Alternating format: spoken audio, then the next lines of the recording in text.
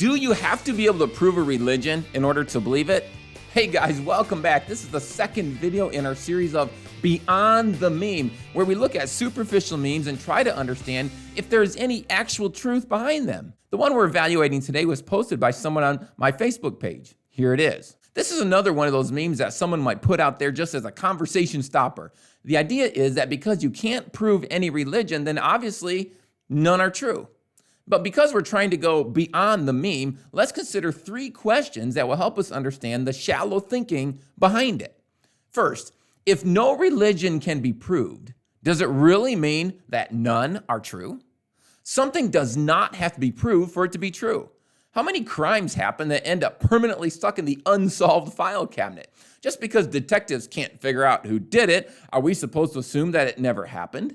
When we can't prove who kidnapped a child, does that mean that the child was never kidnapped and we're just imagining it? Every once in a while, I receive an anonymous letter criticizing me. Since I'm not always able to prove who wrote it, I guess I'm just supposed to assume that the letter wrote itself, right? That's nonsense. I'm not even arguing here for whether we can prove any religion, just that this is a non sequitur. It doesn't follow that no religions are true just because we have a difficult time proving any of them. It would be a lifelong endeavor to even begin attempting trying to prove or disprove every religion in the world. I seriously doubt that whoever came up with this meme has dedicated their lives to that project. It's a whole lot easier just to say, well, you can't prove any of them, than to actually see if that statement is true. Now, here's the second question. What kind of proof would be sufficient? If you want proof, what kind of proof would convince you? Let's take religion, the Bible, and even God out of the picture for a minute. What kind of proof do you need to believe anything? How do you know that you didn't just come into existence 5 seconds ago with a full set of memories of a life that you didn't live?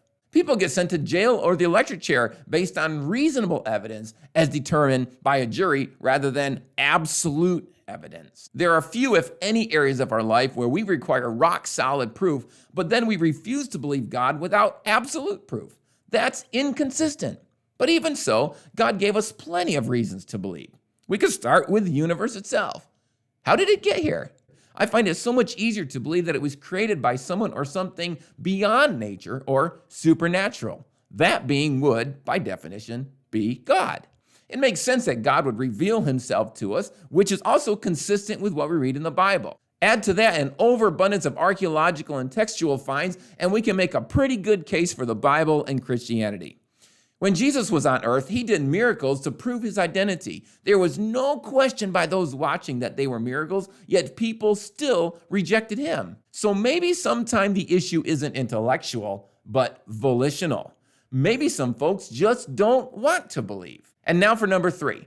If you won't accept religion because it can't be proved, can you prove your religion? You might say, oh, come on, I don't have a religion. Okay, fine. Let's exchange the word religion with philosophy because in a sense, that's what religion is. Every person has a philosophy of life. For me, I believe that God created the universe and the ultimate purpose is to glorify him. If you don't believe that, then you believe something else. Maybe you do believe that the universe began to exist, but it was billions of years ago and it started with singularity and expanded in the Big Bang and evolved into what we have today. But can you prove that? You might say, oh, sure, I can prove it because of things like the cosmic microwave background, but that doesn't prove that everything started with a singularity and then expanded into everything that we have today, especially when they had to add inflation to the equation just to make it work. And even more importantly, it doesn't explain where singularity came from. So if you can't accept a supernatural God who created the natural, you surely can't accept that nature created itself.